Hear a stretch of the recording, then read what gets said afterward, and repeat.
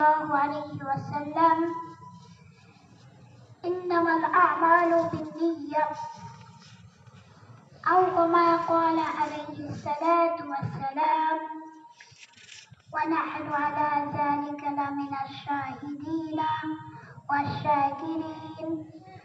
والحمد لله رب العالمين الحمد لله মহান রব্বুল আলামিনের দরবারে শুকরিয়া জানাই যে আল্লাহ তাআলা আমাদেরকে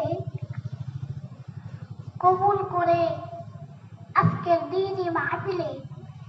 দ্বীনি পরিবেশে শুরু থেকে এই পর্যন্ত আসা বসা উলামায়ে হযরতদের জবান থেকে কোরআন এবং হাদিস থেকে কিছু বাণী শোনার তৌফিক দিয়েছেন।